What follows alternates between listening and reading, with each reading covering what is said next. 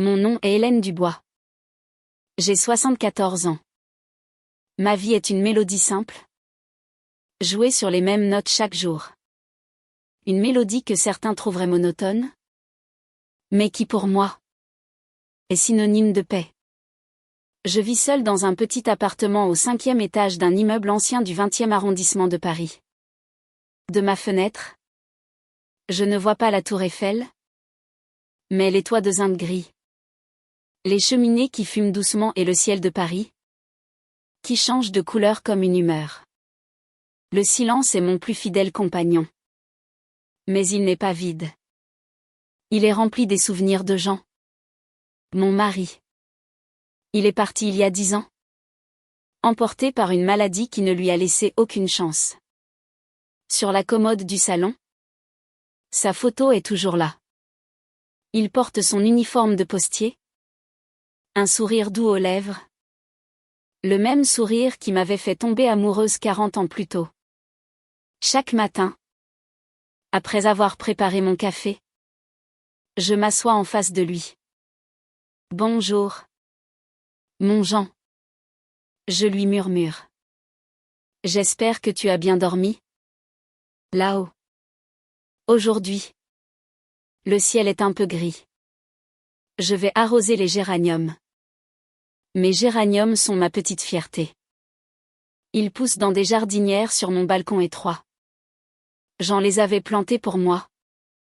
Une année pour mon anniversaire. Ils disaient que leurs fleurs rouges et vives mettaient de la couleur dans notre vie simple. Chaque année, je les vois refleurir. Et c'est comme si un peu de lui revenait à la vie. Ma vie est réglée comme du papier à musique. Levé à 6 heures. Café. Petite conversation avec Jean. Arrosage des plantes. Puis vient le moment le plus important de ma matinée, la gestion de mon budget. J'ai été comptable toute ma vie. Les chiffres sont mes amis. Ils ne mentent jamais. Sur la table de la cuisine, j'ouvre mon vieux carnet à spirale. Chaque dépense y est notée. Au centime près. Le prix de la baguette. La facture d'électricité. Les quelques euros pour mes médicaments. Ma pension de retraite n'est pas énorme. Mais grâce à cette discipline, je n'ai jamais manqué de rien. Je connais par cœur les jours de promotion au supermarché du quartier. Je sais exactement quand acheter les légumes pour qu'ils soient moins chers. C'est un jeu. Une sorte de défi quotidien que je me lance. Un défi pour rester indépendante. Mais dans ce carnet rempli de chiffres et de calculs, il y a un sanctuaire. Une page que je ne touche jamais. C'est celle où est noté le montant de l'assurance vie que Jean m'a laissé. 50 000 euros. Pour nous, c'était une fortune. Le fruit de toute une vie de travail et d'économie. Je me souviens de ces derniers jours à l'hôpital. Sa main, si fragile dans la mienne. Sa voix faible mais pleine d'une détermination farouche. Hélène, m'avait-il dit. Cet argent, c'est pour toi. C'est pour que tu n'aies jamais à baisser la tête devant personne. Pour que tu puisses vivre dignement. Sans dépendre de qui que ce soit. Promets-moi. Hélène. Promets-moi que tu ne l'utiliseras que pour toi. C'est ton bouclier. J'avais promis. Les larmes aux yeux. Et depuis 10 ans, je tiens cette promesse. Ces 50 000 euros ne sont pas juste de l'argent sur un compte en banque. C'est l'amour de Jean. C'est ma dignité. Mon indépendance. C'est le mur invisible qui me protège du monde extérieur et de la peur de devenir un fardeau. Surtout un fardeau pour mon fils. Julien. Julien. Mon fils unique. Il a 48 ans. Il est si différent de nous. Il est directeur commercial dans une grande entreprise. Il est brillant. Ambitieux. Il a réussi. Il vit dans un bel appartement au centre de Paris. Porte des costumes chers et conduit une voiture allemande. Je suis si fière de lui.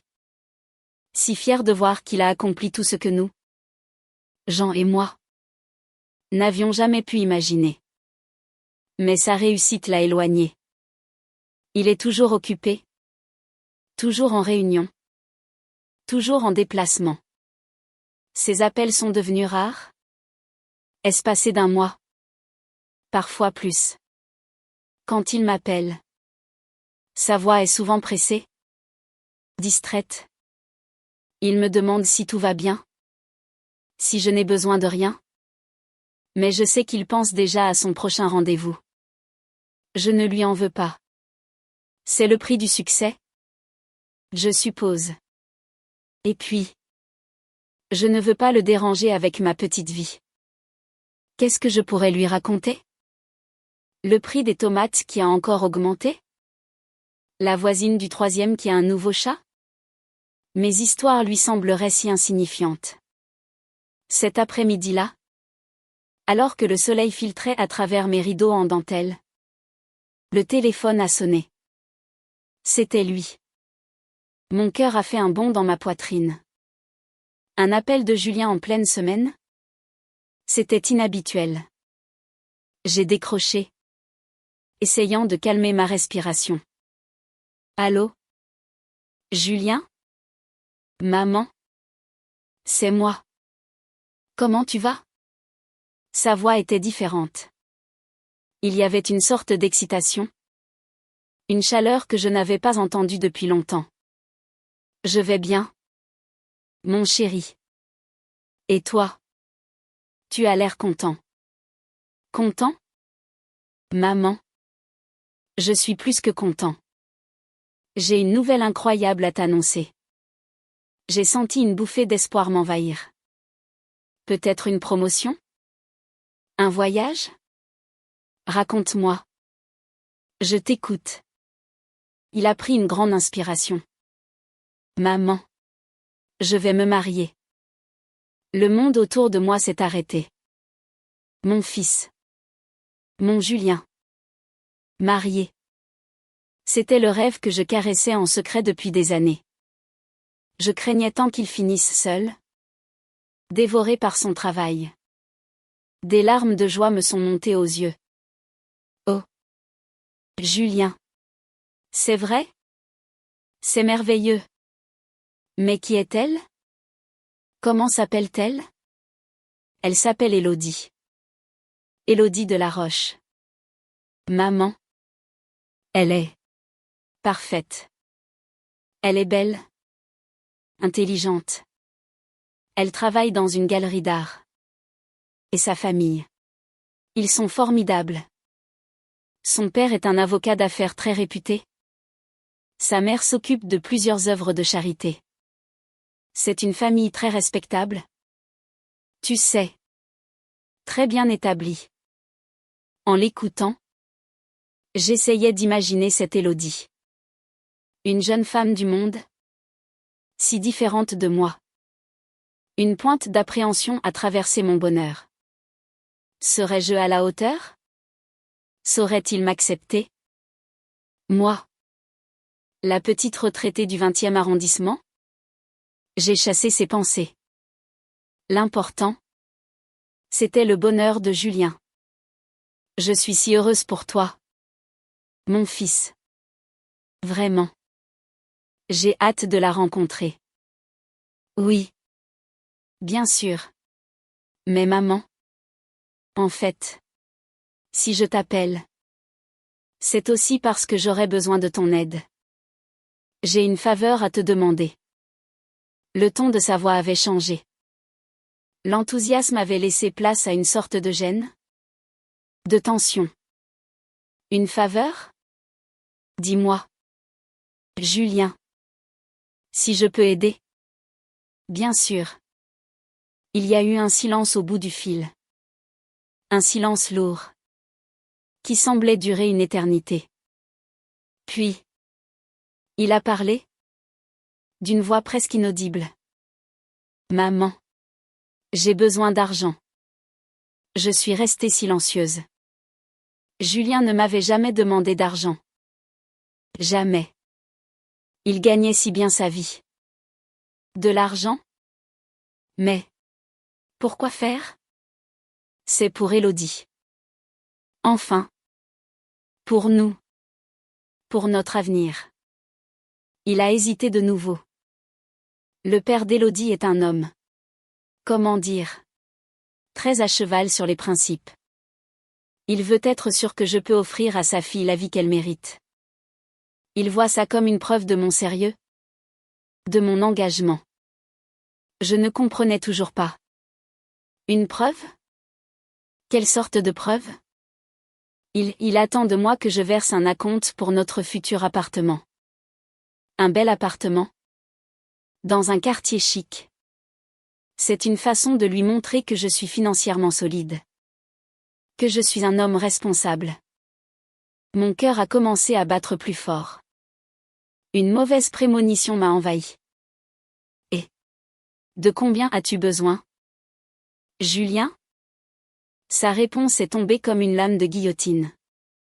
Sèche. Froide. Définitive. 50 000 euros. 50 000 euros. Le chiffre a résonné dans ma tête. Encore et encore. C'était la somme exacte. La somme de Jean. Mon bouclier. Ma dignité. J'ai serré le combiné du téléphone si fort que mes doigts en sont devenus blancs. Julien, ma voix n'était qu'un souffle. Julien. Tu sais ce que cet argent représente pour moi. Je sais. Maman. Je sais. Et je te jure que je te le rendrai. C'est juste un prêt. Mais c'est crucial. C'est la chance de ma vie. Élodie. C'est la femme de ma vie. Si je la perds, je ne m'en remettrai jamais. S'il te plaît. Maman. C'est la seule chose que je te demanderai. Après ça, je te promets, je m'occuperai de toi. Tu pourras même venir vivre avec nous. On prendra soin de toi. S'il te plaît. Sa voix était devenue suppliante. Presque désespérée. Il me parlait d'avenir. De prendre soin de moi. Mais tout ce que j'entendais, c'était le bruit des murs de mon sanctuaire qui commençait à se fissurer. La promesse que j'avais faite à Jean. Ces mots qui résonnaient dans ma mémoire, pour que tu n'aies jamais à baisser la tête devant personne. Et voilà que mon propre fils me demandait de baisser la tête. Pas devant un étranger, mais devant l'amour que je lui portais. C'était le plus cruel des chantages. Le chantage du cœur. Laisse-moi réfléchir. Julien. S'il te plaît. Il n'y a pas beaucoup de temps. Maman. Ils attendent une réponse. Puis il a raccroché. Me laissant seul avec le silence. Un silence qui n'avait jamais été aussi assourdissant. J'ai regardé la photo de Jean. Son sourire me semblait soudain teinté de tristesse. Comme s'il savait que j'étais sur le point de le trahir. Cette nuit-là, je n'ai pas dormi. Le sommeil me fuyait. Remplacé par un tourbillon de pensées contradictoires. Je me suis assise dans le vieux fauteuil en velours où Jean aimait lire le journal. Dans l'obscurité de l'appartement, chaque objet semblait me parler de lui. De notre vie. De nos sacrifices. La petite horloge sur la cheminée égrenait les secondes. Chacune martelant mon cœur d'une question sans réponse. Que dois-je faire? Je me suis levée et j'ai marché jusqu'à la commode. J'ai pris la photo de Jean entre mes mains. J'ai caressé le verre froid. Comme si je pouvais sentir sa présence. Mon Jean. Ai-je chuchoté dans le silence. Qu'aurais-tu fait à ma place? C'est notre fils. Notre unique enfant. Son bonheur. N'est-ce pas tout ce qui compte? Sa promesse résonnait en moi. Un écho douloureux.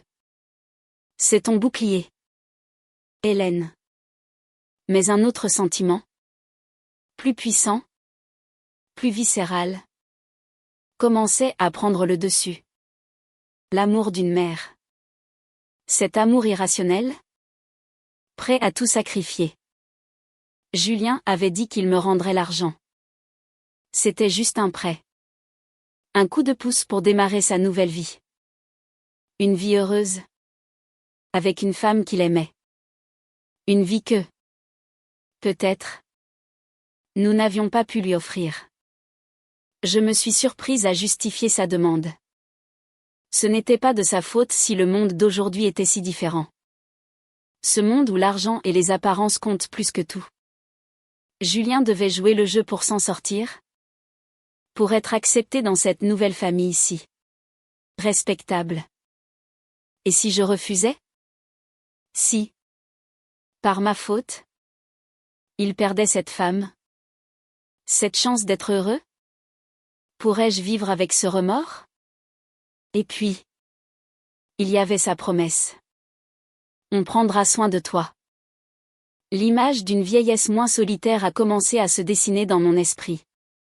Peut-être que je pourrais vivre avec eux. Dans ce bel appartement. Je verrais Julien tous les jours. J'aurais peut-être des petits-enfants. Je ne serais plus seule. Ce sacrifice n'en serait plus vraiment un. Ce serait un investissement. Un investissement pour le bonheur de mon fils. Et un peu pour le mien aussi. Lentement. Insidieusement. Cette idée a fait son chemin dans mon esprit fatigué. La promesse faite à Jean commençait à perdre de sa force. Remplacée par la vision d'un avenir radieux pour Julien. Jean aussi aimait son fils plus que tout. N'aurait-il pas voulu la même chose? Oui. C'est ce que je me suis dit pour apaiser ma conscience. Jean aurait compris. Il aurait fait la même chose. Quand les premières lueurs de l'aube ont teinté le ciel de rose et de gris, ma décision était prise. Je me sentais épuisée, vidée, mais aussi étrangement déterminée. J'ai reposé la photo de Jean. Pardonne-moi, mon amour, ai-je murmuré. C'est pour notre fils. Le matin même, je me suis habillée avec soin. J'ai mis ma plus jolie blouse. Celle que je réserve pour les grandes occasions. J'avais l'impression d'aller à un rendez-vous capital. Un de ceux qui changent le cours d'une vie. Je suis sortie de mon immeuble et j'ai marché jusqu'à la banque. Chaque pas semblait lourd. Comme si je portais sur mes épaules le poids de ma décision. À la banque, la jeune femme au guichet m'a souri. Elle me connaissait un peu. Bonjour Madame Dubois. Que puis-je faire pour vous? Ma voix a tremblé légèrement quand j'ai répondu. Bonjour.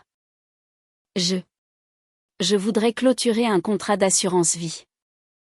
Son sourire s'est effacé. Elle a regardé son écran. A tapé mon nom. Son expression est devenue sérieuse. Madame Dubois. Vous êtes sûre? Le contrat de Monsieur Dubois. C'est une somme très importante.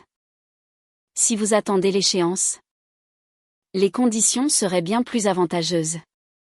Ces paroles étaient pleines de bon sens. C'était la voix de la raison? La voix de Jean peut-être? Qui tentait une dernière fois de me retenir. Mais dans ma tête, je n'entendais que la voix suppliante de Julien. C'est la chance de ma vie. Maman. Je sais. Mais j'en ai besoin maintenant. C'est urgent. La jeune femme n'a pas insisté. Elle a imprimé des documents. Très bien. Il suffit de signer ici. Et ici. Elle m'a tendu un stylo. Il semblait peser une tonne. Ma main a tremblé en signant mon nom au bas de la page. Chaque lettre était une petite trahison. H accent aigu L accent grave NEDUBOIS. En quelques secondes, le bouclier de Jean était brisé. La promesse était rompue. Le virement sera effectué sur votre compte courant dans l'après-midi, a dit la jeune femme d'un ton neutre. Vous n'aurez plus qu'à faire le transfert. Je suis sortie de la banque en titubant, aveuglée par le soleil de midi. Je me sentais vide. Comme si on m'avait arraché une partie de moi-même. J'ai marché jusqu'au petit square du quartier et je me suis assise sur un banc. Des enfants jouaient. Leur rire fusait dans l'air. Des couples se promenaient main dans la main.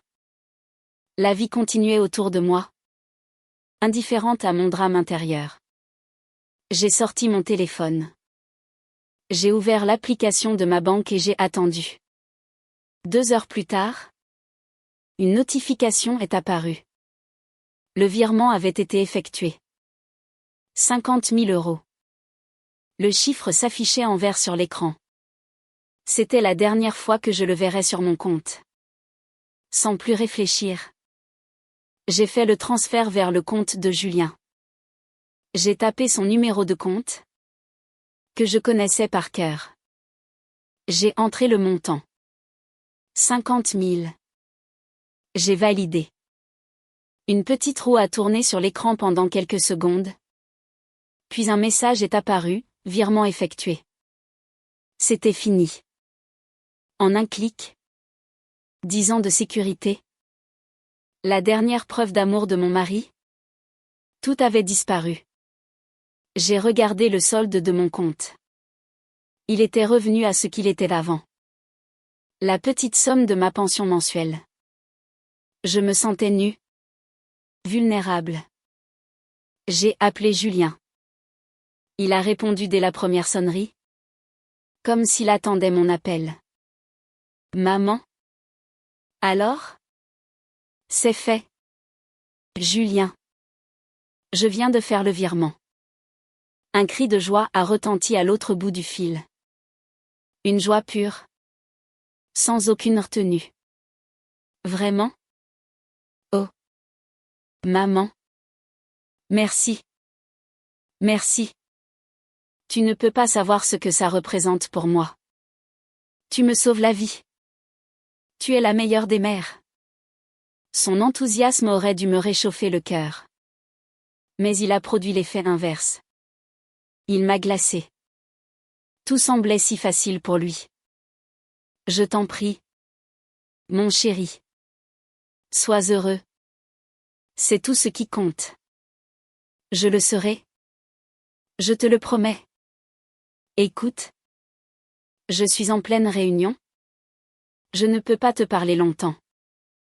Je te rappelle ce soir. Merci encore. Maman. Je t'aime. Il a raccroché avant même que j'aie pu répondre. Je suis restée là. Sur mon banc. Le téléphone à la main. Je t'aime. Il l'avait dit. Mais ces mots sonnaient creux.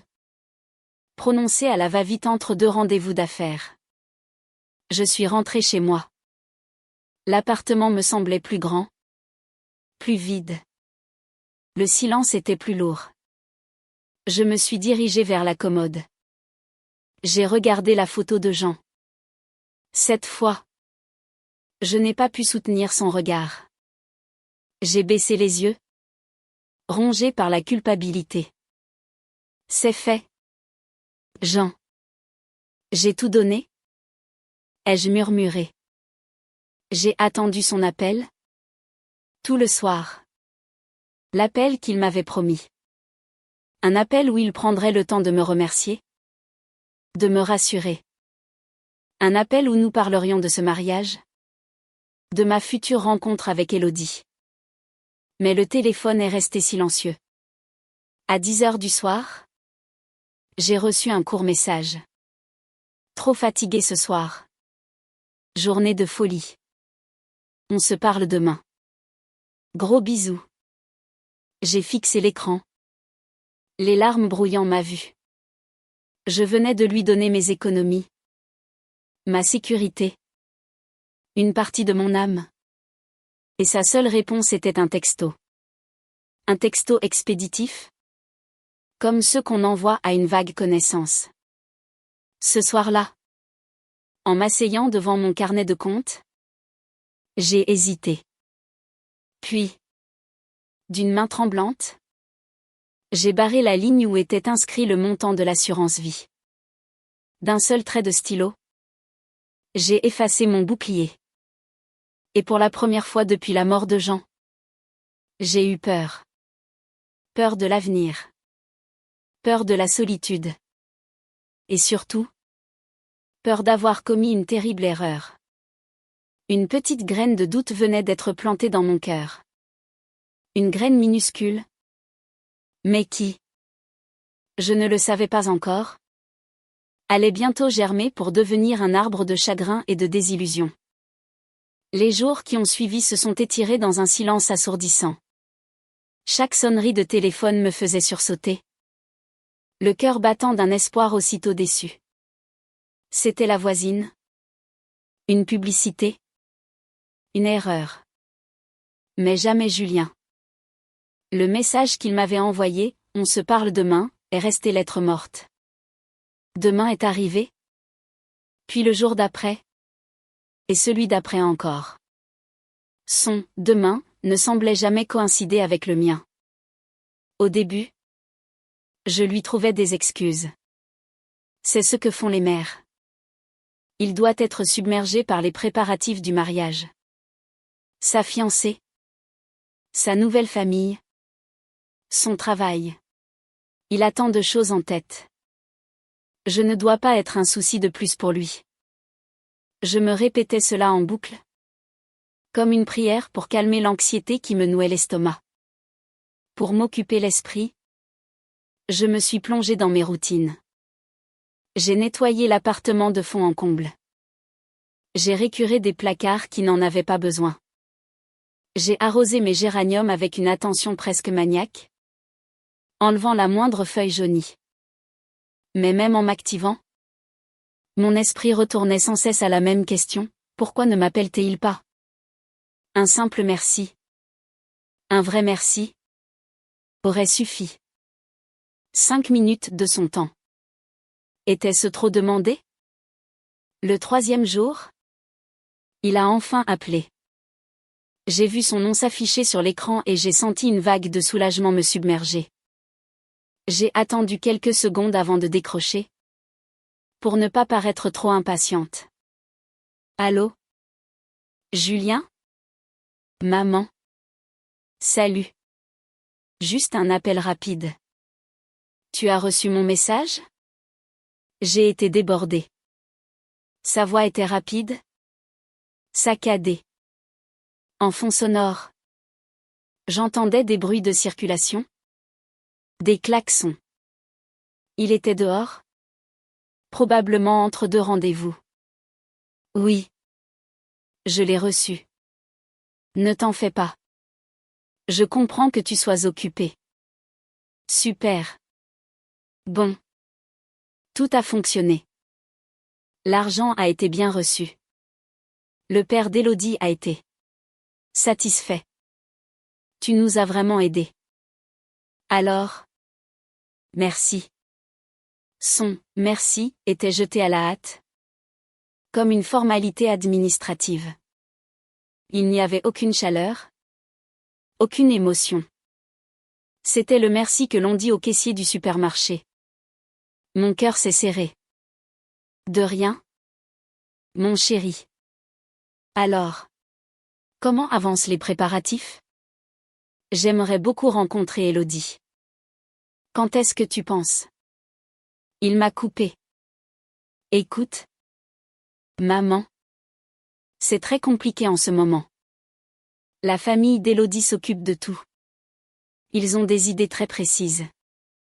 Je te tiendrai au courant. D'accord ? Là. Je dois te laisser. J'entre en réunion. Je te rappelle. Bisous. Et il a raccroché. Je suis restée immobile. Le téléphone collé à l'oreille. Écoutant la tonalité. Il ne m'avait même pas laissé le temps de lui dire au revoir. La famille d'Élodie s'occupe de tout. Cette phrase tournait en boucle dans ma tête. C'était comme si on avait érigé un mur de verre entre son monde et le mien. Je pouvais le voir. Mais je ne pouvais pas le toucher. Ni y entrer. J'étais une spectatrice de la vie de mon propre fils. Le doute. Cette petite graine plantée quelques jours plus tôt a commencé à développer des racines. Des racines amères qui s'enfonçaient profondément dans mon cœur. La culpabilité envers Jean s'est transformée en une colère sourde. Non pas contre Julien. Pas encore. Mais contre moi-même. Comment avais-je pu être si naïve? Comment avais-je pu briser ma promesse pour des mots si vite oubliés? Ma vie quotidienne a pris une teinte plus sombre. Le carnet de comptes, qui était autrefois mon allié, est devenu mon bourreau. Sans le filet de sécurité de l'assurance vie, chaque dépense devenait une source d'angoisse.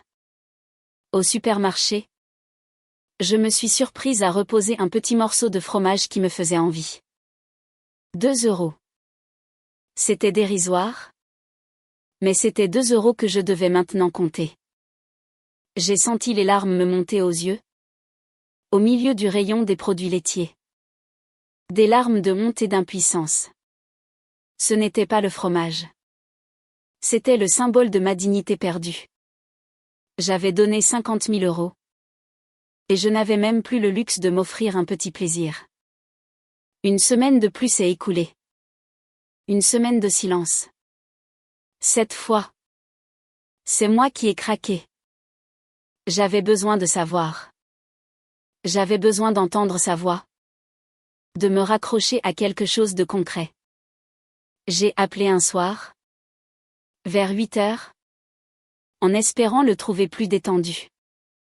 Il a répondu d'un ton agacé. Maman? Qu'est-ce qui se passe? Tout va bien? Sa première réaction a été l'inquiétude, mais pas celle d'un fils pour sa mère.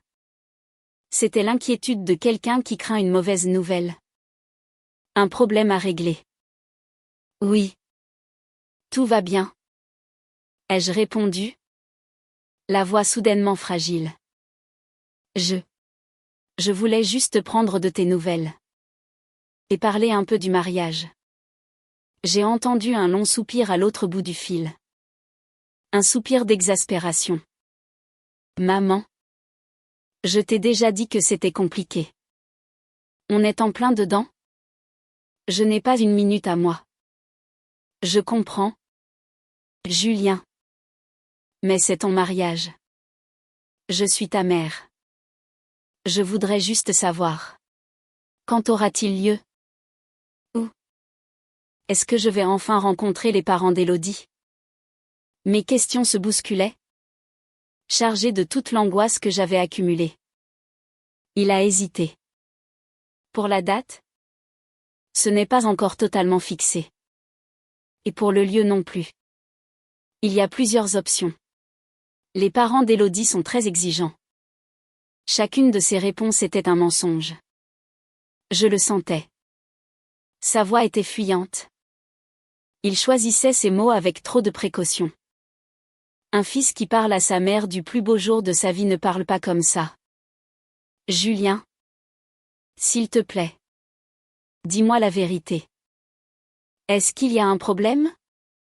Est-ce que ma présence pose un problème? Le silence qui a suivi a été la pire des réponses. Un silence coupable. Lourd de tout ce qu'il n'osait pas me dire. Non. Bien sûr que non. Maman. Ne dis pas de bêtises. A-t-il fini par lâcher? Mais sa voix manquait de conviction. C'est juste que. C'est un milieu différent. Les choses ne se font pas de la même manière. Je dois m'adapter. M'adapter à quoi? Julien? À avoir honte de ta mère? La question m'a échappé. Plus dur que je ne l'aurais voulu. Mais non. Qu'est-ce que tu vas imaginer? Écoute. Je dois vraiment te laisser. Élodie m'attend. On en reparle plus tard? Promis. Plus tard. Son mot fétiche.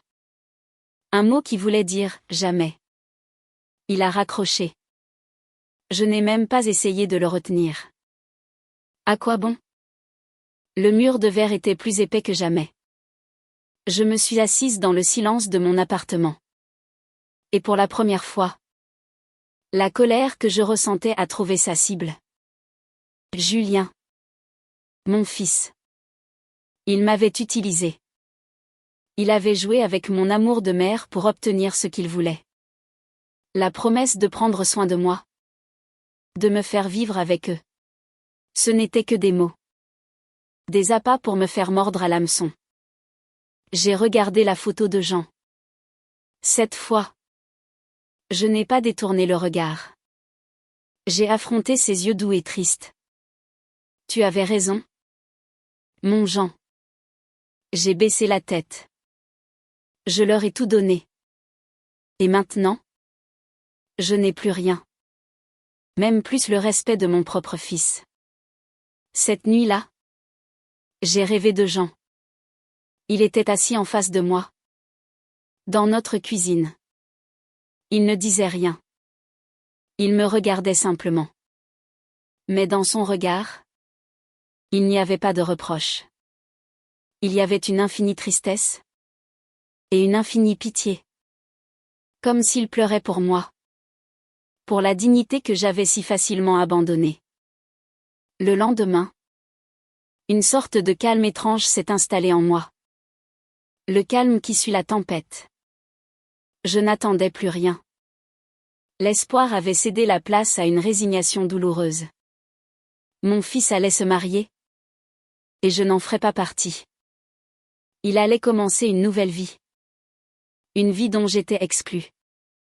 J'avais payé mon billet d'entrée pour son bonheur. Mais on m'avait refusé l'accès à la salle de spectacle. Je pensais avoir touché le fond.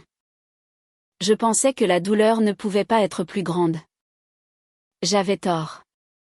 2 semaines après le virement. En fin d'après-midi. On a sonné à ma porte. C'était Madame Martin. Ma voisine de palier. Une petite femme bavarde et curieuse. Mais au fond très gentille. Elle tenait un magazine à la main. Un de ces magazines sur papier glacé qui parlent de mariage et de célébrité. Hélène. Il faut que je vous montre quelque chose. A-t-elle dit. Les yeux pétillants d'excitation. C'est incroyable. Elle est entrée sans que je l'y invite. Comme à son habitude. Et a étalé le magazine sur la table de ma cuisine. Regardez. J'étais chez le coiffeur. Et je suis tombée le dessus. C'est votre fils. N'est-ce pas? Son doigt pointait une grande photo en double page. Mon souffle s'est coupé. C'était bien Julien. Il portait un smoking élégant. Et il souriait. À côté de lui. Une jeune femme d'une beauté stupéfiante. Vêtue d'une robe de créateur. Lui tenait le bras. C'était sans doute Élodie. Ils étaient magnifiques. Un couple parfait. Mais ce n'est pas la photo qui m'a frappée. C'est le titre. Écrit en grosses lettres dorées juste au-dessus d'eux, le mariage de l'année, Élodie de la Roche et Julien Dubois s'unissent au château de Valery. Le château de Valery. Le nom flottait dans l'air de ma petite cuisine. Un nom qui n'appartenait pas à mon monde. Mes mains se sont mises à trembler. J'ai saisi le magazine que me tendait Madame Martin. Le papier glacé était froid et lisse sous mes doigts. En contraste total avec le chaos brûlant qui venait d'éclater dans ma poitrine. Vous voyez? Hélène? Votre fils. Dans un magazine aussi chic. S'exclamait ma voisine. Complètement inconsciente du drame qui se jouait en moi. Il a vraiment réussi. Vous devez être si fier. Et cette jeune femme est ravissante. Le mariage de l'année? Rien que ça. Ce doit être pour bientôt? Alors? Je n'arrivais pas à parler. Ma gorge était sèche. Nouée. J'ai baissé les yeux sur l'article. Forçant mes pupilles à se concentrer sur les petites lettres noires qui dansaient devant moi. Le texte décrivait avec force détail la romance de Julien et Élodie. Leur rencontre lors d'un vernissage. Leur voyage à Venise et à New York. La demande en mariage au sommet d'un restaurant étoilé. C'était un conte de fées. Un conte de fées dont j'ignorais jusqu'à l'existence. L'article s'attardait longuement sur la famille d'Élodie. Le nom, de la Roche, était mentionné à plusieurs reprises. Associé à des termes comme « lignée prestigieuse »,« fortune familiale » et « cercle d'influence ». On y décrivait leur hôtel particulier dans le 16e arrondissement, leur maison de vacances sur la Côte d'Azur. Puis venait le tour de Julien. Il était présenté comme un « self-made man brillant », un « directeur commercial au futur prometteur ». Son succès professionnel était mis en avant. Sa carrière fulgurante.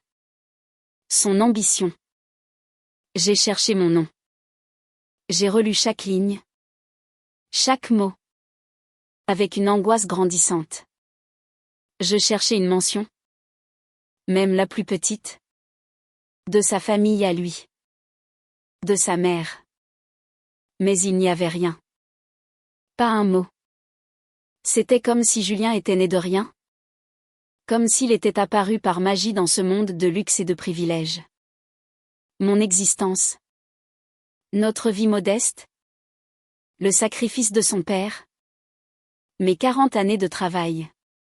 Tout avait été effacé. Gommé. Comme une tache honteuse sur un tableau parfait. Alors, la date est fixée ? A insisté Madame Martin, me sortant de ma torpeur. J'ai secoué la tête, incapable de formuler une phrase cohérente. J'ai pointé un paragraphe du doigt. Il était écrit noir sur blanc, le mariage aura lieu le 15 juin prochain. Dans le cadre somptueux du château de Valery.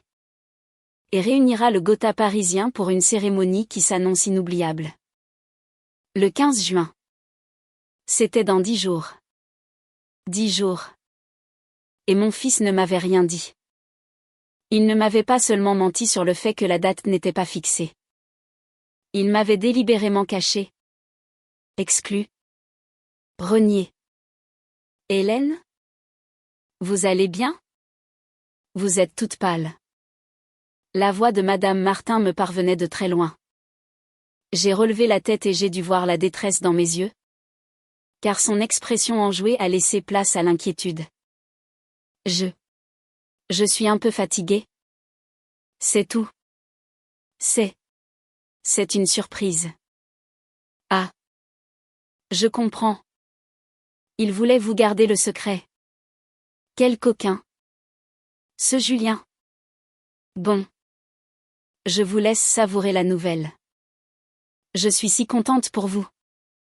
Elle a fini par partir, me laissant seule avec le magazine ouvert sur la table. La photo de mon fils souriant me narguait. Ce n'était pas le sourire de mon Julien. C'était le sourire d'un étranger. Un homme qui avait vendu son passé pour s'acheter un avenir. Et j'avais fourni le capital de départ. La colère a submergé le chagrin. Une colère froide, lucide. Je ne pouvais plus lui trouver d'excuses. Ce n'était plus de la négligence ou de la lâcheté. C'était une trahison calculée. Il avait pris mon argent. Le dernier lien qui me rattachait à Jean. En sachant pertinemment qu'il allait m'écarter. J'ai attrapé mon téléphone. Mes doigts tremblants de rage. J'ai composé son numéro. Cette fois, je n'allais pas me laisser faire. Je n'allais pas le laisser raccrocher. Il a répondu après plusieurs sonneries. D'un ton las. Maman ? Encore ? Je suis occupée. Ne raccroche pas. Julien ? Ai-je dit. Et ma voix était si dure, si tranchante, que je ne l'ai pas reconnu moi-même. Il a dû être surpris, car il est resté silencieux. J'ai un magazine sous les yeux. Julien. Un magazine de mariage. Avec ta photo. J'ai entendu son souffle se couper. Il paraît que tu te maries. Le 15 juin. Au château de Valery. C'est une jolie nouvelle. N'est-ce pas? Dommage que je doive l'apprendre par ma voisine. Le sarcasme dans ma voix était une arme que je ne savais même pas que je possédais. Maman. Écoute. Je peux tout expliquer. A-t-il bafouillé? Expliquer quoi? Que tu m'as menti depuis le début? Que tu as pris l'argent de ton père en sachant que tu allais me jeter comme une vieille chaussette? Explique-moi ça. Julien. Je suis curieuse. Il y a eu un long silence. Puis il a parlé. D'une voix misérable. La voix d'un petit garçon pris en faute. Ce n'est pas ce que tu crois. C'est la famille d'Élodie. Il voulait un mariage très sélect. En petit comité. Un petit comité qui inclut le Gotha parisien? Mais pas ta propre mère? C'est ça. Ton explication? Ils ne te connaissent pas. Maman. Notre monde est si différent du leur. Ils ne comprendraient pas. J'avais peur de leur jugement. J'avais peur qu'ils te jugent. Qu'ils me jugent? Ou qu'ils te jugent à travers moi? Ai-je rétorqué. La vérité de mes propres mots me faisant l'effet d'un coup de poignard. Tu as honte de moi. Julien. C'est aussi simple que ça. Tu as honte de tes origines. Tu as honte de ton père le postier et de ta mère la comptable. Tu as honte de cet appartement? De ce quartier? De toute la vie que nous t'avons donnée. Des larmes de rage et de chagrin coulaient sur mes joues. Ce n'est pas vrai. A-t-il protesté faiblement. Alors pourquoi? Julien? Pourquoi m'as-tu fait ça? L'argent. Tu savais que c'était tout ce que j'avais. Tout ce que ton père m'avait laissé. Tu l'as pris. Et tu m'as effacé. Je te le rendrai. Maman. Je te l'ai promis. L'argent? Je me fiche de l'argent maintenant. Ai-je crié? Et le son de ma propre voix m'a effrayé. C'est de ma dignité que je parle. La dignité que tu m'as volée. Il ne trouvait plus rien à dire. Il était acculé. Piégé par ses propres mensonges. Alors. Je ne suis pas invité à ton mariage. C'est bien ça? Ai-je demandé? Ma voix retombant dans un calme terrifiant. Il a murmuré quelque chose d'inaudible. Parle plus fort. Julien. J'ai 74 ans. Je n'entends pas bien. Maman. S'il te plaît. Ne rends pas les choses plus difficiles. C'est un oui ou c'est un non? Il a capitulé. Sa voix n'était qu'un souffle de défaite. Non. Tu n'es pas sur la liste. J'ai fermé les yeux. La confirmation. La phrase que je redoutais. La phrase qui a brisé la dernière parcelle d'espoir en moi. J'ai ri. Un rire sec. Sans joie. Un rire qui venait des profondeurs de ma douleur. C'est bien. Au moins. Les choses sont claires maintenant. Ne t'inquiète pas. Julien. Je ne viendrai pas gâcher la fête de tes nouveaux amis du Gotha. Sois heureux avec ta nouvelle famille. Et oublie que tu en as eu une autre avant. Il semble que tu aies déjà bien commencé. J'ai raccroché. J'ai jeté le téléphone sur le canapé comme s'il me brûlait la main. Je me suis effondrée sur une chaise. Le corps secoué de sanglots. Ce n'étaient plus des larmes de tristesse. C'étaient des larmes de deuil. Je venais de perdre mon fils. Pas à cause de la mort, mais à cause de la vie. Et c'était infiniment plus douloureux. Le magazine était toujours sur la table. Je l'ai pris. Dans un geste de rage impuissante. Je l'ai déchiré en 2. Puis en 4. Puis en 1000 morceaux. Le visage souriant de mon fils s'est éparpillé sur le sol de ma cuisine. Comme les débris de mon cœur brisé. Les jours qui ont précédé le mariage ont été les plus longs et les plus sombres de ma vie. Un brouillard de chagrin s'était installé dans mon appartement. Si dense que j'avais parfois l'impression de ne plus pouvoir respirer. Je vivais comme une automate. Je me levais. Je buvais mon café. Je regardais par la fenêtre. Mais je ne voyais rien. Mon regard était tourné vers l'intérieur. Vers le vide immense que la trahison de Julien avait creusé en moi. Je ne parlais plus à la photo de Jean. J'avais trop honte. Honte de n'avoir pas su protéger son héritage. Honte de n'avoir pas su préserver ma propre dignité. Le silence dans l'appartement n'était plus paisible. Il était hostile. Rempli de reproches muets. Julien a tenté de m'appeler plusieurs fois. Je voyais son nom s'afficher sur l'écran de mon téléphone. Et je le laissais sonner jusqu'à ce qu'il se taise. Que pouvait-il me dire de plus ? Chaque appel était une insulte.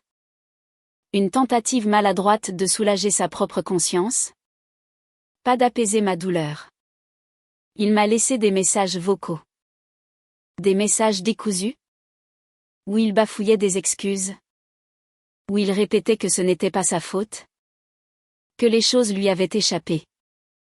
Je les effaçais sans même les écouter jusqu'au bout. Ces mots étaient du poison. La seule personne à qui je parlais encore un peu était Madame Martin. Elle s'inquiétait pour moi. Elle me voyait le regard éteint. Les épaules voûtées. Vous êtes sûre que ça va ? Hélène ? Vous avez l'air si abattue ? Depuis quelque temps. C'est la fatigue. L'âge. Vous savez ce que c'est ? Mentais-je avec un faible sourire. Je ne pouvais pas lui dire la vérité. J'avais trop honte. Comment avouer qu'on a été renié par son propre fils ? C'était un échec si intime. Si profond. C'était l'échec d'une mère. L'avant-veille du mariage ? Madame Martin a de nouveau frappé à ma porte. Cette fois. Son visage n'était pas enjoué. Il était grave. Presque gêné. Elle tenait son smartphone à la main. Hélène. Je suis désolée de vous déranger avec ça. Ma petite fille. Vous savez. Elle passe son temps sur les réseaux sociaux. Elle suit toutes ces jeunes femmes à la mode. Et elle est tombée sur le profil de votre future belle-fille. Élodie. Il y a quelque chose que je pense que vous devriez voir. Je ne suis pas sûre. Mais je préfère que vous le sachiez. Avec une appréhension terrible. Je me suis penchée sur le petit écran. Elle m'a montré une page avec des photos. Des photos d'Élodie dans des robes de luxe. Dans des restaurants chics. Sur des plages de sable blanc. C'était un monde de paillettes. Un monde qui n'était pas réel. Puis, Madame Martin a fait défiler l'écran jusqu'à une section de commentaires sous une photo de la bague de fiançailles d'Élodie. Une de ses amies avait écrit « Hâte d'être au mariage. J'espère que ta future belle-mère n'est pas trop envahissante. » Ah ! Le cœur serré. J'ai lu la réponse d'Élodie. Une réponse publique. Visible par tous ces milliers d'abonnés. Une réponse qui a été comme un coup de couteau en plein cœur. Oh. Sa mère ? Ne t'inquiète pas pour ça. Disons que c'est le stéréotype de la petite mamie de quartier populaire. Très simple. Nous avons opté pour un mariage intime. En famille. Comme ça. Pas de malaise. C'est mieux pour tout le monde. Tu comprends. Un clin d'œil. Elle avait ajouté un clin d'œil. Comme si tout cela n'était qu'une charmante plaisanterie entre personnes du même monde. La petite mamie de quartier populaire. Simple. Malaise. Ces mots, écrits avec une désinvolture cruelle, m'ont frappé avec une violence inouïe. Ce n'était plus seulement Julien. C'était elle. Cette femme que mon fils allait épouser. Elle me méprisait. Elle me voyait comme une chose embarrassante. Une chose qu'il fallait cacher pour ne pas salir le décor de sa vie parfaite. J'ai reculé. Comme si le téléphone m'avait brûlé. Hélène. S'est écriée Madame Martin. Me voyant chanceler. C'est monstrueux. Ai-je réussi à articuler? Comment peut-on écrire une chose pareille? Les larmes ne sont pas venues cette fois. La douleur était trop profonde. Trop glaciale pour les larmes. C'était autre chose. Une sorte de calme sinistre s'est emparé de moi. La tristesse. Le chagrin. La déception. Tout cela a été balayé et remplacé par une nouvelle émotion.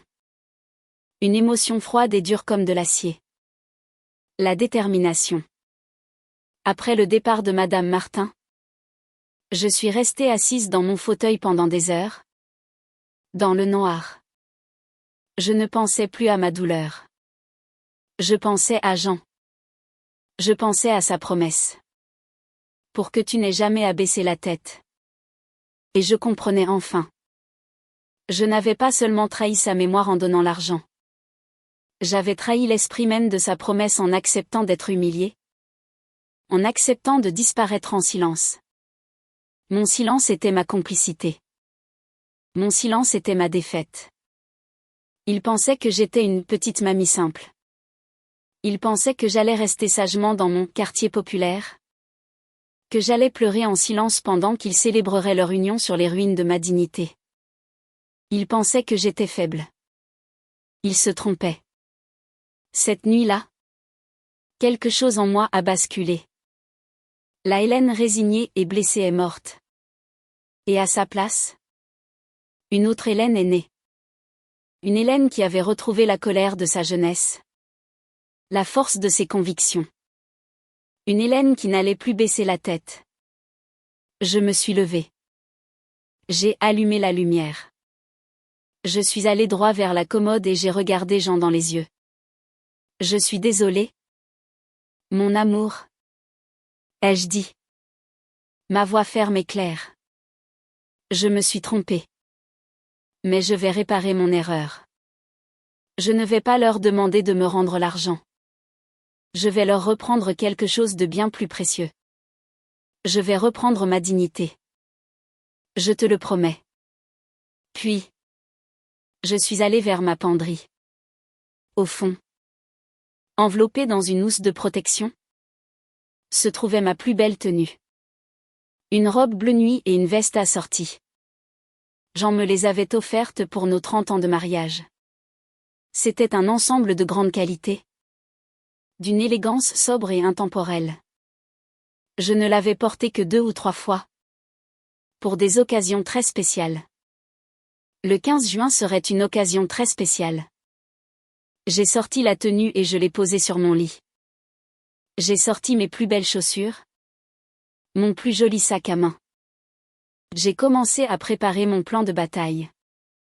Le château de Valery. J'ai cherché l'adresse sur Internet. C'était à plus d'1 heure de Paris. Il faudrait prendre un train. Puis un taxi. J'ai noté les horaires.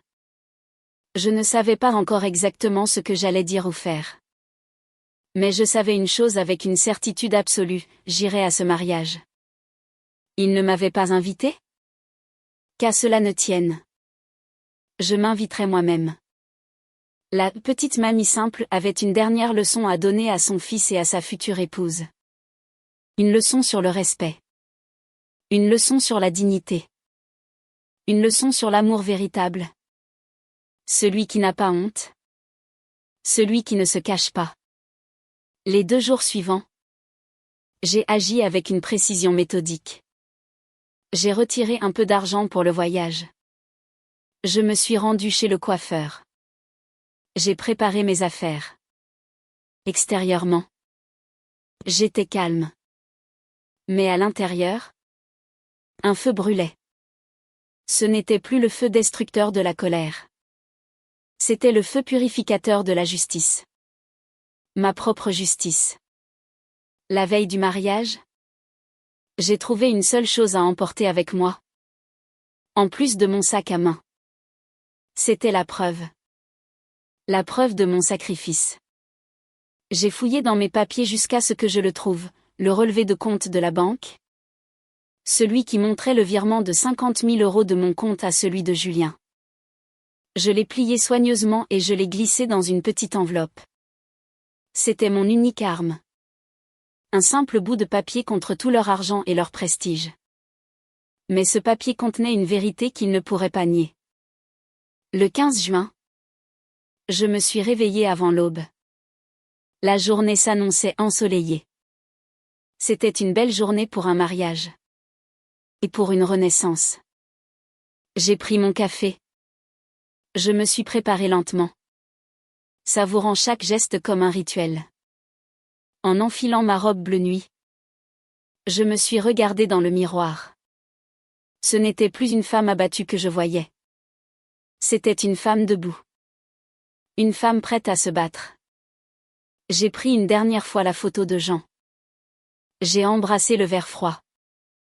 Sois avec moi aujourd'hui. Mon Jean. Ai-je murmuré. Donne-moi ta force. Puis. J'ai quitté mon appartement. J'ai fermé la porte derrière moi et je me suis mise en route. En route pour le château de Valery. En route pour reprendre ce qui m'appartenait. Le voyage en train s'est déroulé dans une sorte de bulle hors du temps. Assise près de la fenêtre. Je regardais la banlieue parisienne défiler.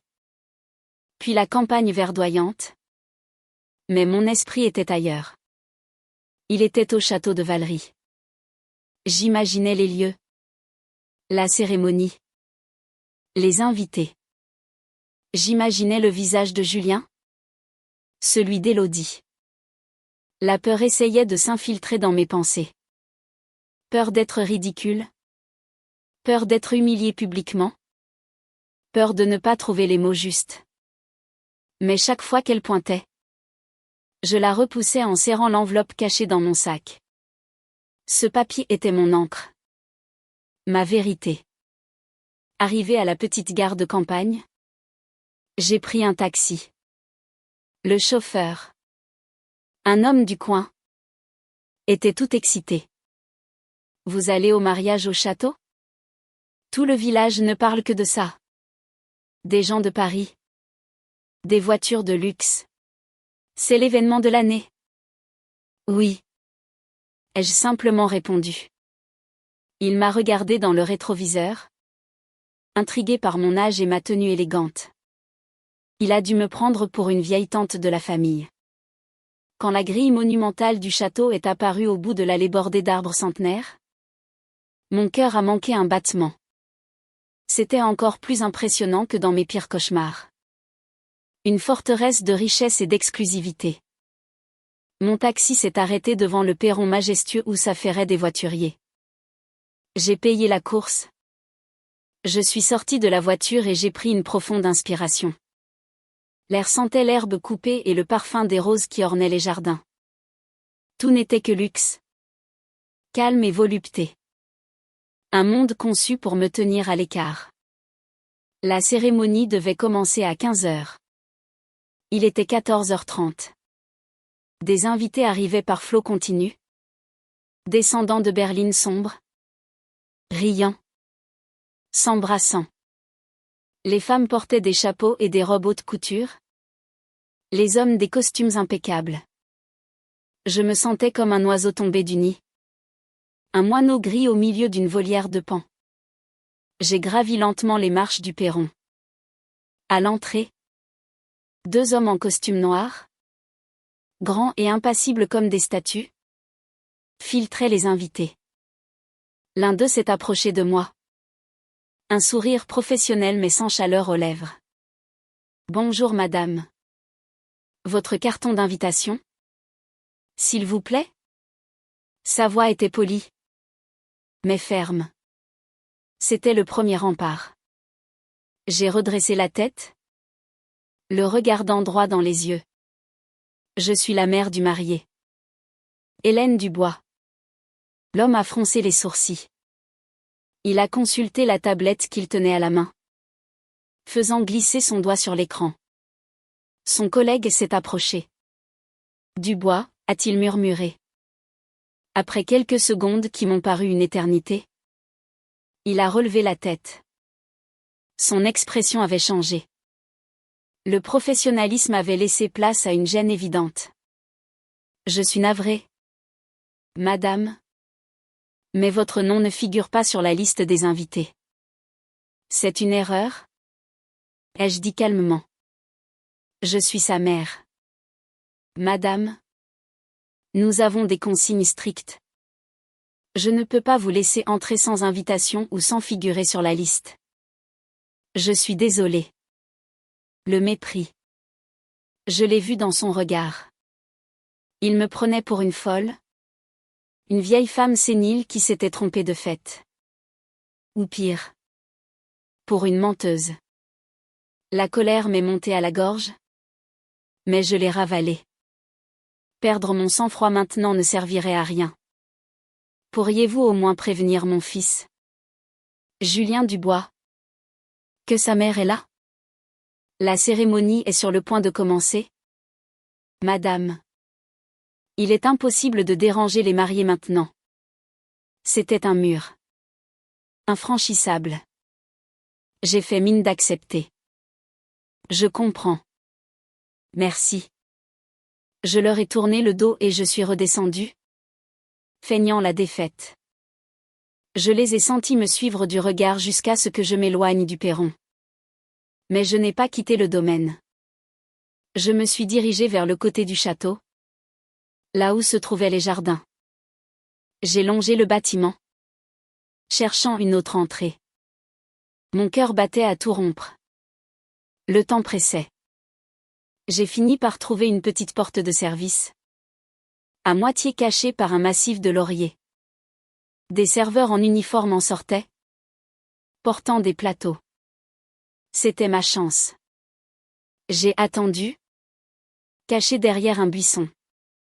Quand un groupe de 3 serveurs est sorti pour fumer une cigarette, je me suis approché, l'air perdu et affolé.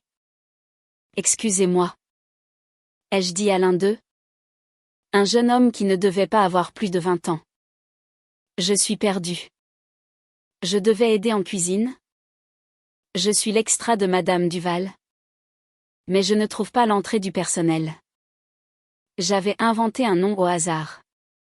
Le jeune homme, voyant ma tenue soignée et mon air paniqué, n'a pas eu l'ombre d'un doute. Ah!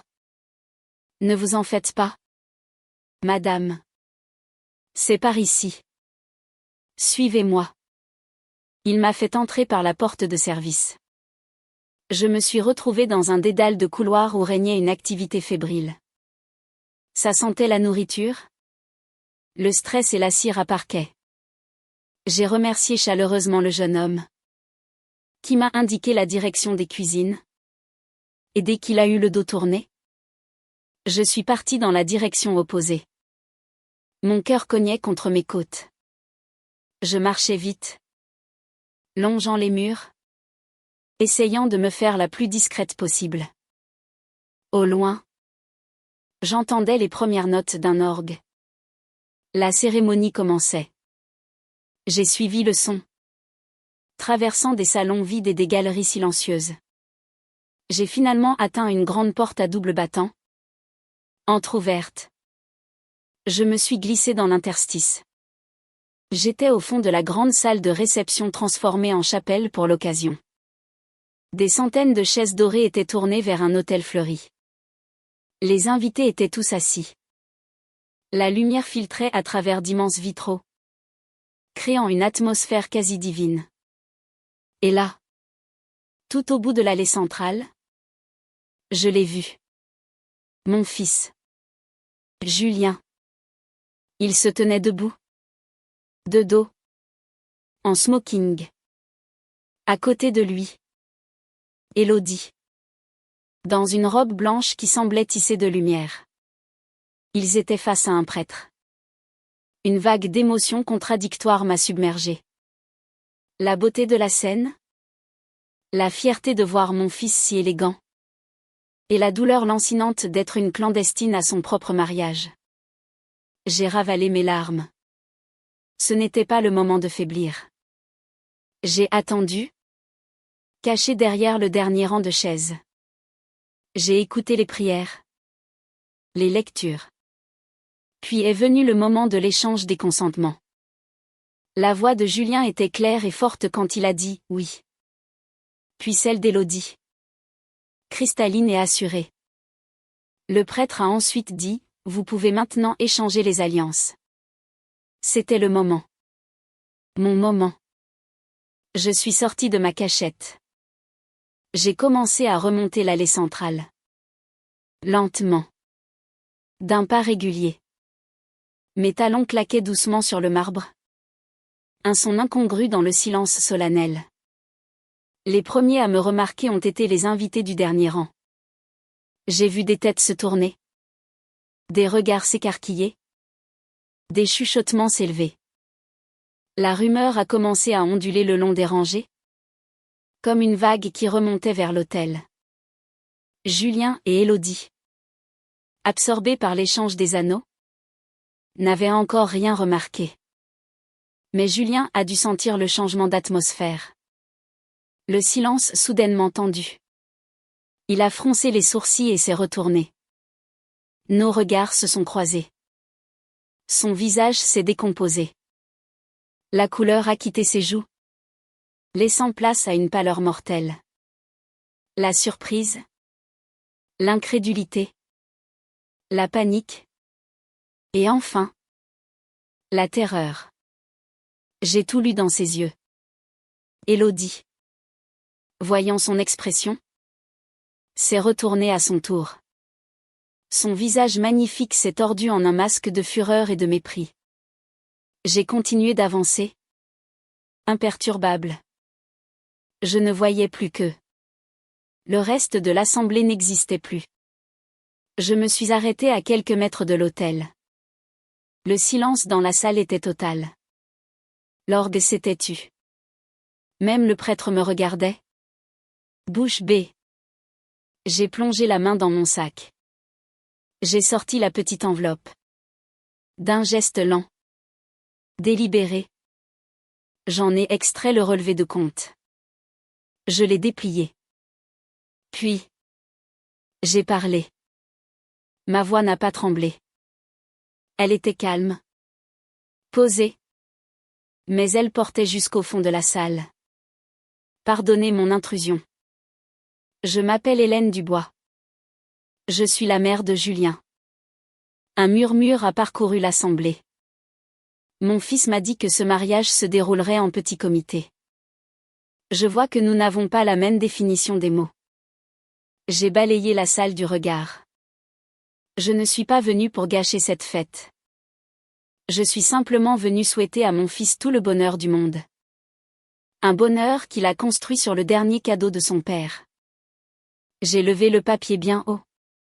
Pour que tout le monde puisse le voir. Ce document, c'est la preuve d'un virement de 50 000 €. C'était l'assurance vie de mon défunt mari. L'intégralité de mes économies. L'argent que mon fils m'a demandé pour prouver son sérieux à sa nouvelle famille. L'argent qui, apparemment, a payé pour tout ceci. Le silence est devenu pesant, écrasant. Les visages des invités étaient un mélange de stupeur, de gêne et d'une curiosité presque malsaine. On m'a dit que ma présence ici créerait un malaise. On m'a décrite comme une petite mamie simple. Mon regard s'est posé sur Élodie, qui était devenue livide. C'est vrai. Je suis une femme simple. Je crois en des choses simples. La loyauté. Le respect. L'amour d'une mère. Des valeurs qui, visiblement, n'ont pas leur place ici. Je me suis retournée vers mon fils.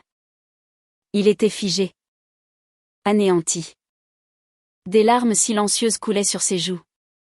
Je ne te demande pas de me rendre cet argent, Julien. Il ne m'appartient plus. C'était le prix de ton bonheur. J'espère seulement. Pour toi. Qu'il ne te coûtera pas ton âme. Je l'ai regardé une dernière fois. Sans haine. Mais avec une immense pitié. Sois heureux. Mon fils. Puis. J'ai laissé tomber le papier sur le sol en marbre. Il a plané un instant avant de se poser délicatement. Comme une feuille morte. J'ai tourné les talons. Et dans le même silence de mort, j'ai refait le chemin en sens inverse.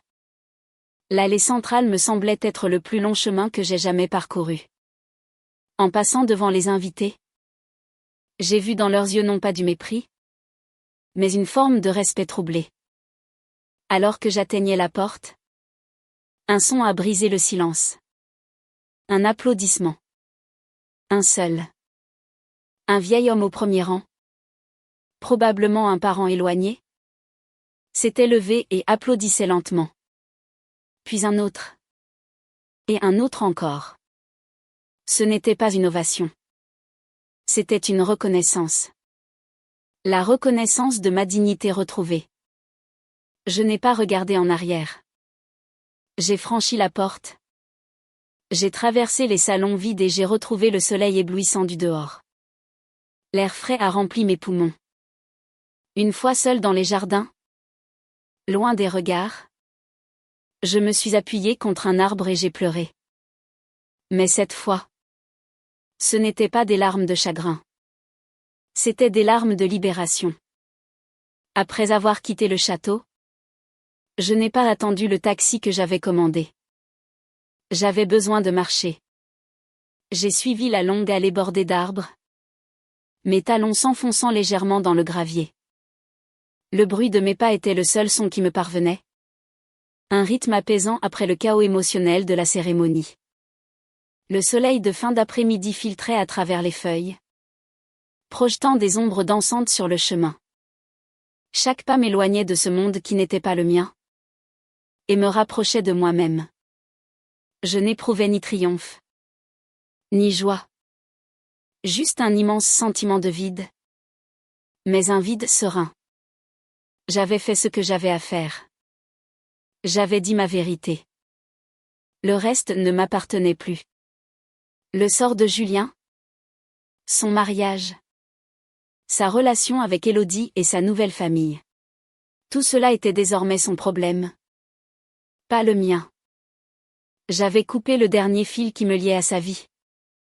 Un fil empoisonné par le mensonge et la honte. Le retour en train vers Paris s'est fait dans une sorte de brouillard.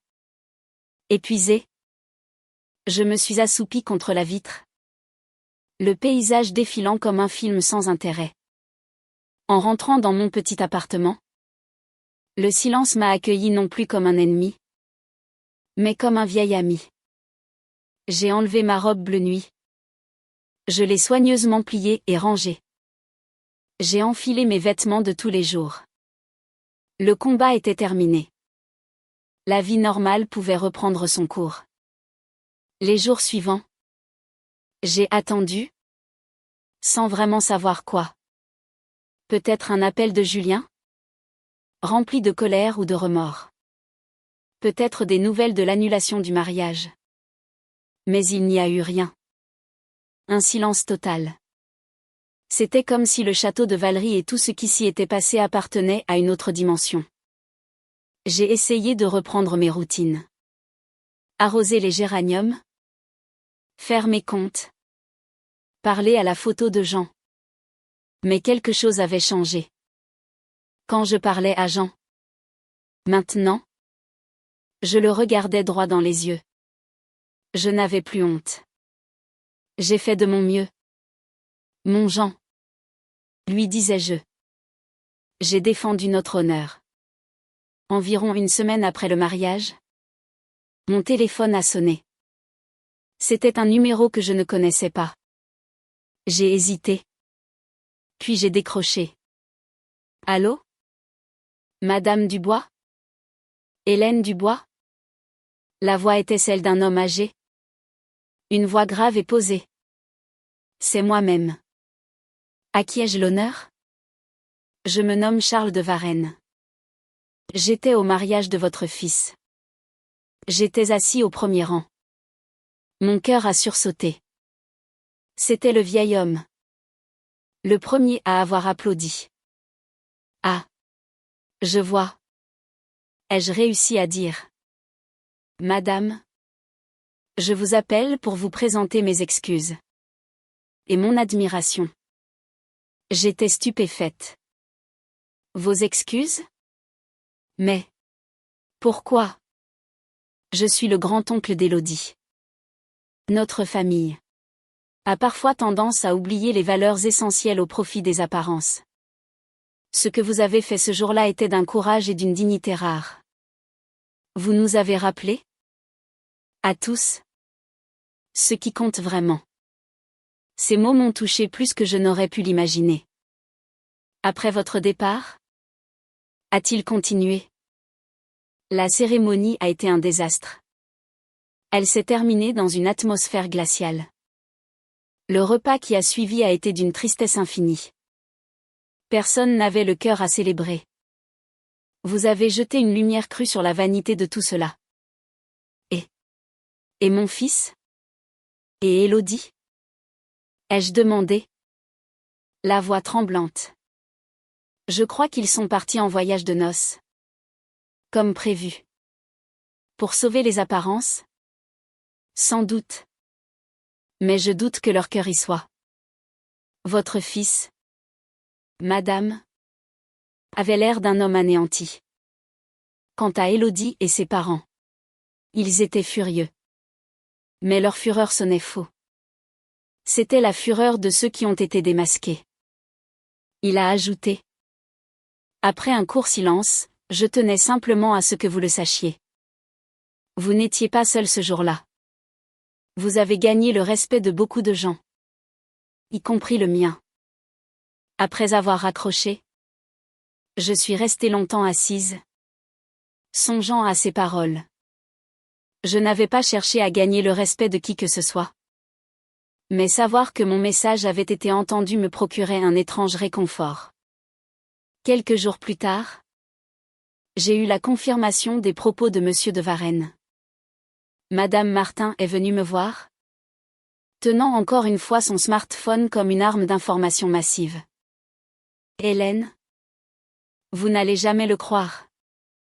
Ma petite fille dit que c'est le scandale du moment sur les réseaux sociaux. Le mariage de votre fils. Apparemment, une invitée a fait une scène. Elle a tout raconté. L'histoire de l'argent. Le fait que la mère n'était pas invitée. Ça fait un bruit terrible dans leur petit monde. Je l'ai écouté sans rien dire. Le conte de fées s'était transformé en feuilleton à scandale. Je n'en tirais aucune satisfaction. Seulement une profonde lassitude. Le silence de Julien a duré 3 semaines. 3 semaines pendant lesquelles il a dû être en enfer, partagé entre un voyage de noces désastreux et les retombées de son mariage raté. Puis, un soir, alors que je m'apprêtais à me coucher, on a sonné à ma porte. Il était presque 11 heures. Mon cœur s'est mis à battre la chamade. J'ai regardé par le Judas. C'était lui. Il était seul. Il ne portait plus de costume élégant, mais un simple jean et un pull. Son visage était défait, cerné. Il avait l'air d'avoir vieilli de 10 ans.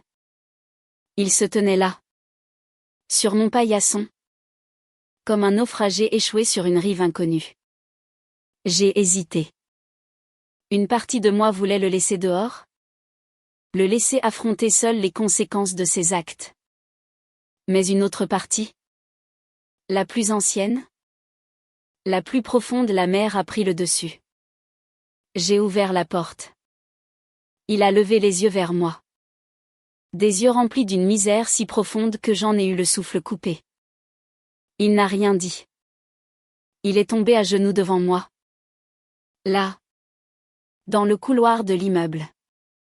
Il a posé son front sur le sol et il s'est mis à pleurer. Des sanglots rauques. Désespérés. qui semblaient venir du plus profond de son être. Les sanglots d'un homme brisé. Je suis resté là. Debout. Le regardant. Le cœur déchiré. La colère. La rancœur. Tout s'est évaporé, laissant place à une immense pitié. C'était mon fils. Mon enfant. Et il souffrait. Relève-toi. Julien. Ai-je dit doucement. Il a secoué la tête, sans cesser de pleurer. Non. Je ne le mérite pas. Relève-toi. Ai-je répété. Plus fermement. Tu ne vas pas rester là. Les voisins vont t'entendre. Il a fini par se relever. Péniblement. Son visage était ravagé par les larmes. Je l'ai fait entrer et j'ai refermé la porte. Il est resté debout au milieu de mon petit salon, les bras ballants, comme s'il ne savait pas quoi faire de son corps. Assieds-toi. Il s'est assis sur le bord du canapé. Je suis allé dans la cuisine lui servir un verre d'eau. Quand je suis revenu, il tenait dans ses mains le relevé de compte que j'avais laissé tomber au château. Il avait dû le ramasser après mon départ. Le papier était froissé, usé, comme s'il l'avait gardé sur lui, le triturant pendant des jours. Maman, a-t-il commencé? La voix brisée. Il n'y a pas de mots pour dire. Pour dire à quel point je suis désolée. Je me suis assise en face de lui. Dans le fauteuil de Jean. Je l'ai écouté. J'ai été un lâche. Un monstre. J'ai eu honte de toi. J'ai eu honte de papa. J'ai eu honte de tout ce que vous m'avez donné. J'étais tellement aveuglée par leur monde. Par l'argent. Le statut. Je voulais tellement en faire partie que j'étais prêt à tout vendre. J'ai tout vendu. Et surtout, je me suis vendu moi-même. Il a levé les yeux vers moi. Le voyage de noces a été un cauchemar. Élodie ne me parlait plus. Ou alors pour m'insulter? Pour me dire que j'avais tout gâché. Ses parents m'ont appelé pour me dire que j'avais sali leur nom. Que j'étais une honte pour leur famille. Il a eu un rire sans joie. C'est drôle? Non. J'ai renié ma propre famille pour ne pas leur faire honte.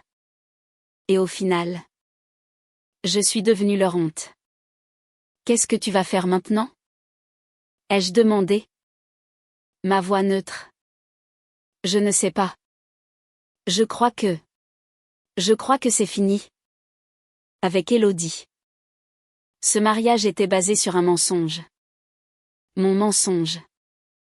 Quand la vérité est apparue, tout s'est effondré. Il n'y avait rien de solide en dessous. Il a regardé autour de lui. Dans le petit salon de mon appartement. C'est ici. La solidité. C'est ici. La vérité. Et je l'ai piétiné. Il a posé le relevé de compte sur la table basse. Puis a sorti un chéquier de sa poche. Il a commencé à écrire. Je vais te rendre l'argent. Ce sera la première chose que je ferai. Je vais vendre ma voiture. Mes montres. Tout ce que j'ai. Je te le dois. J'ai posé ma main sur la sienne. L'arrêtant dans son geste. Non. Julien. Il m'a regardé. Surpris. Je ne veux pas de cet argent. Ce n'a jamais été une question d'argent. Mais c'est l'argent de papa. C'est ta sécurité. Ma sécurité. Ce n'est pas un chiffre sur un compte en banque. Ma sécurité. C'est ma dignité. Et ça, Julien, ça ne se rachète pas. Ça se regagne. Il m'a regardé. Les yeux pleins de larmes. Ne comprenant pas. Garde cet argent. Ai-je continué? Mais ne le garde pas comme un trophée de ton ancienne vie. Garde-le comme un rappel. Le rappel de ce que tu as failli perdre. Et utilise-le pour reconstruire ta vie. Mais cette fois, sur des bases solides. Des bases de vérité et de respect. C'était ma décision. Ma dernière leçon. Je ne le laisserai pas acheter son pardon. Il devrait le mériter. Julien m'a regardé. Complètement désemparé. Mon refus de reprendre l'argent le déstabilisait plus que n'importe quel reproche. Il s'attendait à de la colère, à des cris, à une condamnation. Mais ce calme, cette fermeté, c'était une chose à laquelle il n'était pas préparé. Mais maman, je ne peux pas. Je ne peux pas accepter ça, a-t-il balbutié. C'est ton argent. Je te l'ai volé. Tu ne me l'as pas volé? Julien. Je te l'ai donné. C'était une erreur de ma part? Une erreur de jugement. Mais la décision venait de moi. Maintenant, la décision de ce que tu en feras t'appartient. Prouve-moi que mon sacrifice n'a pas été entièrement vain. Prouve-moi que tu as appris quelque chose. Il est resté silencieux pendant un long moment. Le chèque à moitié rempli entre ses mains tremblantes. Il a fini par le déchirer lentement. En petits morceaux. C'était un acte de capitulation. L'acceptation de mes conditions. Le chemin vers la rédemption serait long. Et il ne pourrait pas être pavé d'argent. Cette nuit-là, il a dormi sur le canapé de mon salon, comme il le faisait parfois quand il était adolescent et qu'il rentrait trop tard. Je l'ai regardé dormir. Son visage enfin apaisé. Il n'était plus le directeur commercial arrogant ou le marié terrorisé. Il était redevenu mon fils. Fragile et perdu. Mon cœur s'est serré d'un amour douloureux. Un amour qui avait survécu à la pire des trahisons. Le lendemain matin, nous avons pris le petit déjeuner en silence. Ce n'était pas un silence gêné, mais un silence pensif. Un silence où de nouvelles fondations se posaient. Doucement. Avant de partir, il s'est tourné vers moi sur le seuil de la porte. Je vais aller voir sur la tombe de papa, a-t-il dit. J'ai des choses à lui dire. J'ai hoché la tête. C'est bien. Il t'écoute. Tu sais. Julien est parti. Et pour la première fois depuis des semaines, je me suis sentie en paix. Je ne savais pas ce que l'avenir nous réservait. Mais je savais que nous avions franchi une étape. La guérison avait commencé. Les semaines qui ont suivi ont été une période de transition. Julien a mis de l'ordre dans sa vie. Comme il l'avait prévu. Son mariage avec Élodie n'a pas survécu au scandale. Ils ont divorcé discrètement. Il a quitté son grand appartement du centre de Paris, a vendu sa voiture de luxe et a emménagé dans un logement plus modeste, plus en accord avec la nouvelle vie qu'il voulait construire. Il venait me voir chaque fin de semaine. Au début, nos conversations étaient maladroites. Nous évitions de parler du mariage, comme on évite de toucher une blessure encore à vif. Nous parlions de choses simples. Du temps qu'il faisait. Des géraniums sur mon balcon. Il m'aidait à faire mes courses. Il portait mes sacs lourds. Il réparait la petite fuite du robinet de la cuisine. Il redevenait un fils. Un jour, il est arrivé avec une grande plante en pot. Un jeune rosier. C'est pour le balcon, a-t-il dit timidement. Pour tenir compagnie au géranium de papa. Ce simple geste m'a ému aux larmes. C'était sa façon de dire qu'il n'avait pas oublié. Qu'il voulait honorer la mémoire de son père et reconstruire ce qu'il avait détruit. Quelques mois plus tard, alors que nous étions assis dans le salon, il m'a parlé d'Élodie. Je l'ai revue, a-t-il dit. J'ai attendu. Sans le juger. Elle est venue me voir. Pour s'excuser. Vraiment? Maman. Elle a dit qu'elle avait eu le temps de réfléchir. Que le scandale l'avait forcée à se regarder dans un miroir. Et qu'elle n'avait pas aimé ce qu'elle avait vu. Elle a perdu beaucoup d'amis. Sa famille lui a tourné le dos pendant un temps. Elle a compris ce que ça faisait d'être exclue. Les gens peuvent changer. Julien. Ai-je dit doucement. Je sais. Je suis bien placée pour le savoir. Je n'ai jamais revu Élodie. Leur histoire était terminée. Mais savoir qu'elle aussi avait peut-être appris quelque chose de cette terrible épreuve apportait une sorte de conclusion à ce chapitre de nos vies. Le temps a passé. 1 année. Puis 2. Notre relation s'est reconstruite. Plus forte et plus honnête qu'elle ne l'avait jamais été. Julien a changé. Il était moins obsédé par le succès. Plus attentif aux autres. Il a même changé de travail. Rejoignant une plus petite entreprise où l'aspect humain était plus important que les chiffres. Il semblait plus heureux. Plus authentique. L'argent de l'assurance vie est resté sur son compte. Il ne l'a jamais touché. C'était devenu, comme je l'avais espéré, son mémorial. Le rappel permanent de la valeur des choses qui ne s'achètent pas. Un jour, il est venu me voir. Le visage rayonnant d'un bonheur que je ne lui avais pas vu depuis son enfance. Maman. Je dois te présenter quelqu'un. Il était avec une jeune femme. Elle s'appelait Claire. Elle était infirmière. Elle avait un sourire doux et un regard franc. Quand elle m'a serré la main, sa poigne était chaleureuse et sincère. Il n'y avait aucune prétention en elle. Nous avons passé l'après-midi à discuter. Et j'ai vu dans les yeux de mon fils un amour simple et vrai. Un amour qui ne cherchait pas à impressionner, mais simplement à être. Ils se sont mariés 1 an plus tard. La cérémonie a eu lieu à la mairie de mon arrondissement. C'était un mariage simple, avec une trentaine d'invités, quelques amis proches. La famille de Claire et moi. J'étais assise au premier rang. Et Julien n'a pas cessé de me regarder. Les yeux brillants de gratitude.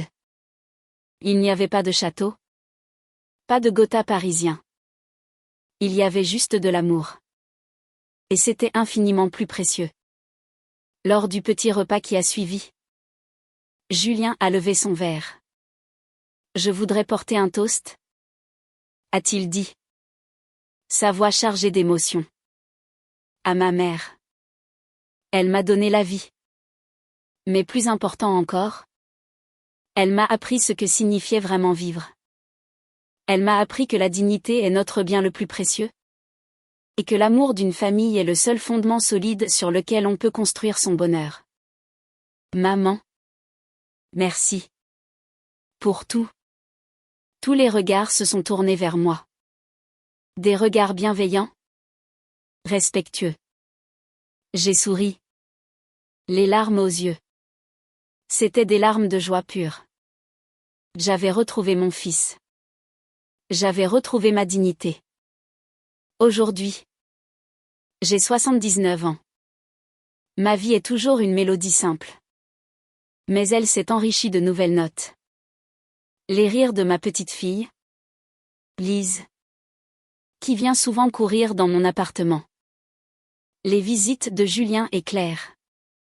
Le rosier sur mon balcon est magnifique. Ses fleurs embaument l'air à côté des géraniums de Jean.